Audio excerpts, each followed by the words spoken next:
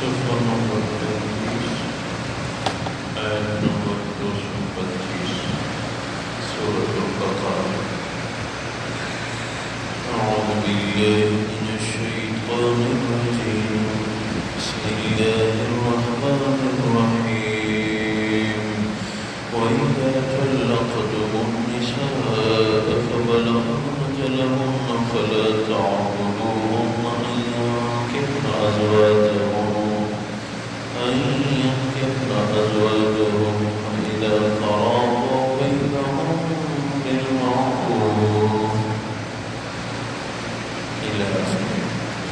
اللہ تبارک و تعالی فرماتے ہیں وَإِذَا طَلَّقْتُمُ النِّسَاءَ فَبَلَغْنَ أَجَلَهُنَّ، جب آپ لوگ اپنی بیویوں کو طلاق دیتے ہو پھر ان کی عدت کی مدت پوری ہونے لگے، فَلَا تَعْضُلُوهُنَّ أَن يَنكِحْنَ أَزْوَاجَهُنَّ، تو اس عورت کے رشتہ دار ان کو اپنے خاوند کے ہاں دوبارہ نکاح کرنے سے مت روکو۔ إِذَا تَرَاضَوْا بَيْنَهُم بِالْمَعْرُوفِ،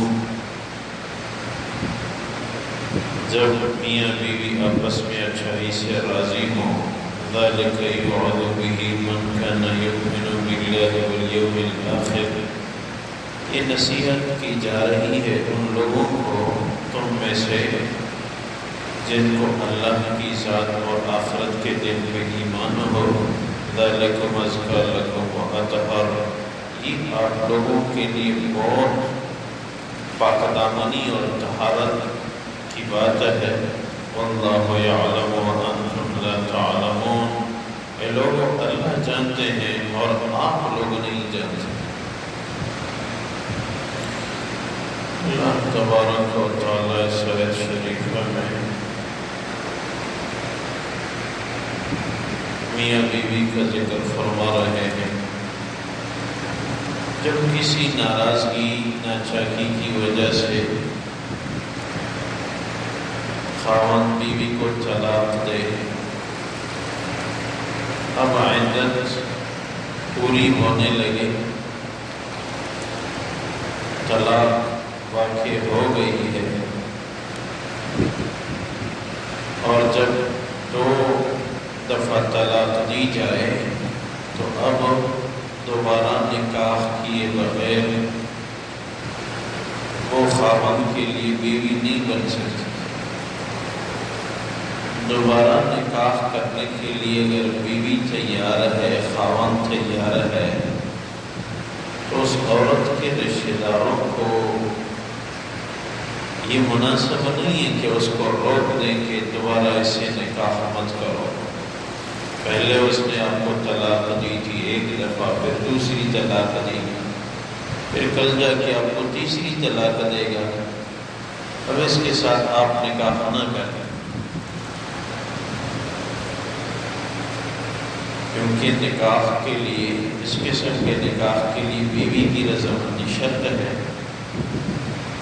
تو بیوی کے رشتہ داروں کے لیے یہ مناسب نہیں ہے کہ وہ اس عورت کو روک لیں کہ اس خاوند سے دوبارہ نکاح مت کرو۔ ہو سکتا ہے کہ اب ندامت ہو گئی ہے، شوہر کو بھی بیوی کو بھی، آئندہ دونوں ایک دوسرے کا خیال رکھیں گے، زندگی خوشگوار بن جائے گی تو اچھی بات ہے۔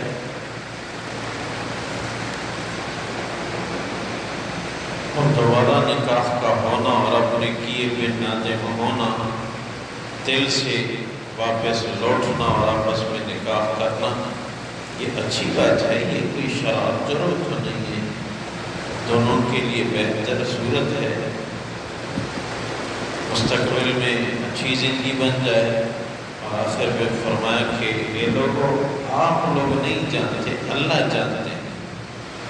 کئی دفعہ ایسے ہوا ہے معاشرے میں، ہم دیکھتے ہیں کہ کبھی میاں بیوی میں جوڑ نہیں تھا، ناراضگی ناچاکی ہو گئی، 1 دفعہ طلاق ہو گئی، 2 دفعہ طلاق ہو گئی، ان کو سمجھایا گیا، کچھ دیر کچھ عرصہ بیوی اپنے مکے میں رہی، پھر احساس ہو گیا اور ان کی اچھی خاصی بہترین زندگی بن گئی۔ یہ ہوتا رہتا ہے۔ تو قرآن فرماتا ہے کہ بیوی کے رشتے دار جو ہیں ایک دفعہ جب نکاح ہو گیا، اب کوشش یہ ہو کہ بیوی خاوند کے لیے فرما بردار ہو، کچھ مشکل برداشت کرے، لیکن ان دونوں کا گھر آباد ہو جائے۔ گویا کہ اس آیت میں ضمناً یہ سبق ہے کہ معاشرے کے لوگوں کو چاہیے کہ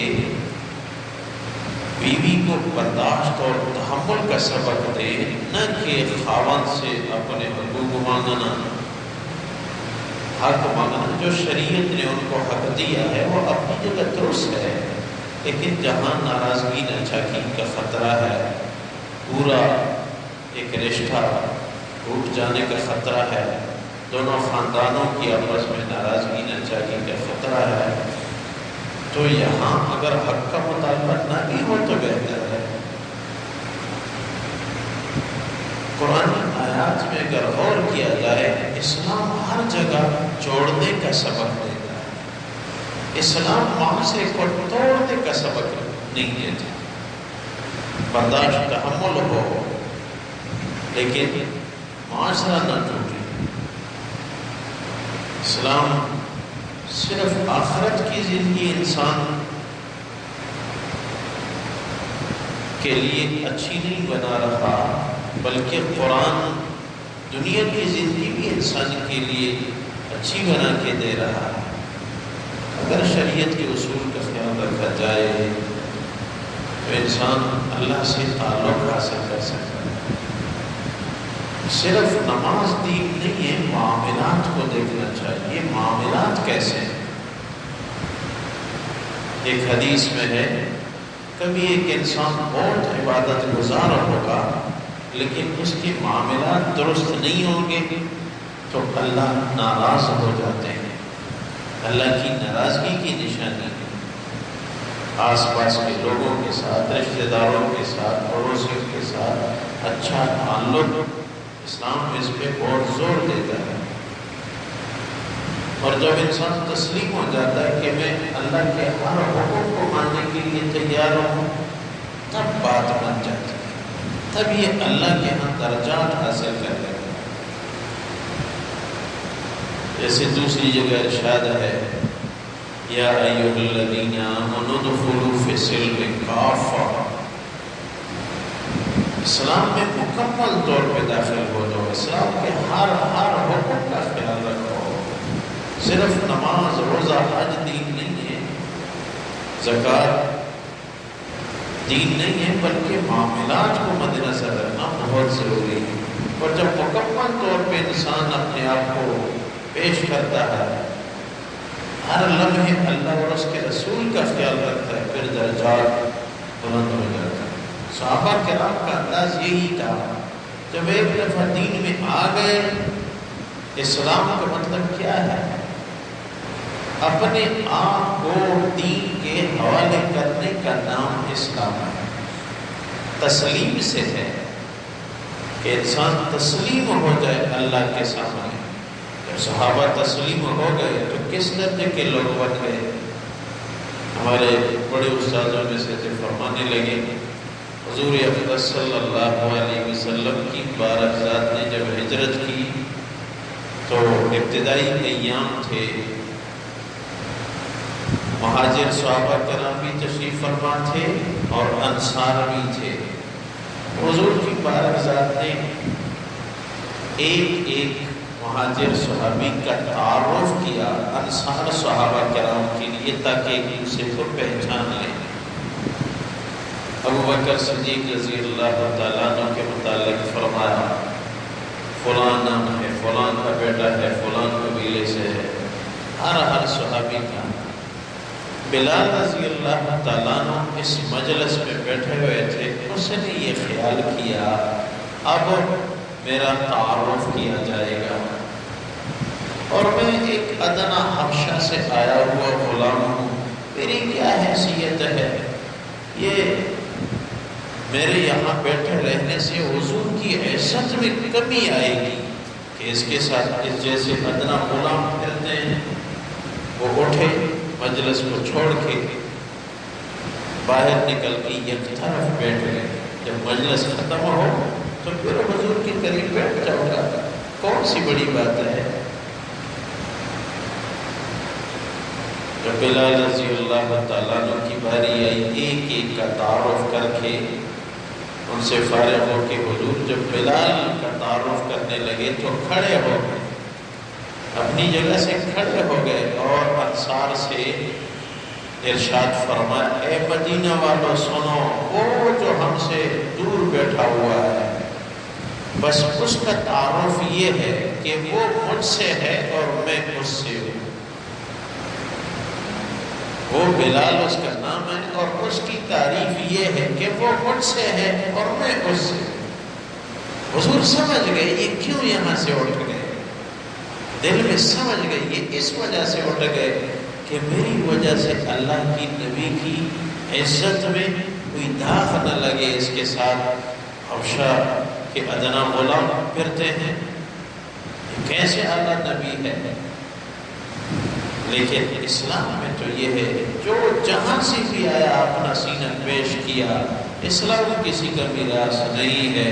پھر حضور نے اس کی کیسی تعریف کی، ایسا تعارف کرایا کہ یہ کون ہے، بس وہ جو آدمی بیٹھا ہوا ہے اس کے متعلق میں یہ کہتا ہوں کہ وہ مجھ سے ہے اور میں اس سے ہوں۔ بہت بڑا اعزاز تھا بلال رضی اللہ تعالیٰ عنہ کے لیے یہ تعارف۔ یہ کیوں ہوا؟ بس اپنا سینہ پیش کیا، سینے پہ پتھر آئے تو بھی اللہ، اور اگر پھر فتوحات کا زمانہ آئے اور مکہ مکرمہ فتح ہو تو بھی اللہ۔ عجیب ایمانی کیفیت۔ تو صرف نماز اور عبادات کا نام دین نہیں ہے، معاملات میں، رشتوں میں، نکاح میں، رشتہ داری جوڑنے میں، تمام معاملات میں یہ خیال رکھا جائے اللہ کے احکامات کا۔ اللہ تبارک و تعالیٰ اسی طرف ارشاد فرما رہے ہیں، وَإِذَا طَلَّقْتُمُ النِّسَاءَ فَبَلَغْنَ أَجَلَهُنَّ فَلَا تَعْضُلُوهُنَّ۔ جب آپ لوگ اپنی بیوی کو طلاق دیتے ہو پھر ان کی عدت کی مدت پوری ہونے لگتی ہے تو ان کو اس سے مت روکو کہ ازواجہن، کہ وہ اپنے پہلے خاوند سے دوبارہ نکاح کرے، اذا تراضوا بینہم بالمعروف، جب آپس میں وہ خوش باش راضی ہوں، ذالک یوعظ بہ من کان یؤمن منکم یؤمن باللہ والیوم الآخر۔ یہ نصیحت کی جا رہی ہے آپ لوگوں میں سے ان کو جن کو ایمان ہے اللہ کی ذات پہ اور آخرت کے دن پہ، ذالکم ازکی لکم واطہر۔ یہ میاں بیوی کے آپس میں جوڑ کا خیال رکھنا آپ لوگوں کے لیے سب سے زیادہ پاک دامنی اور طہارت کا ذریعہ ہے۔ واللہ یعلم وانتم لا تعلمون۔ اے لوگوں اپنی سمجھ کا کہہ کے یہ نہ سوچنا کہ ہم جانتے ہیں، بلکہ اللہ ہی بہتر جانتے ہیں۔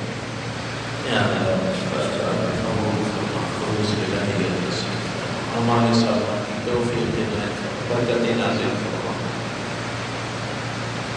ایک بھی فوت کی ہوئی ہے ان کے لیے دعا فرمائے، ہمارے ساتھ کے رشتہ داروں میں سے اللہ ان کی مغفرت فرمائے، ان کو درجات رفع نصیب فرمائے۔ مسافر خانہ ہے، روز مسافر جا رہے ہیں، یا اللہ مردگان علیہ السلام جتنی میرے لگ فرما چکے سب کی مغفرت۔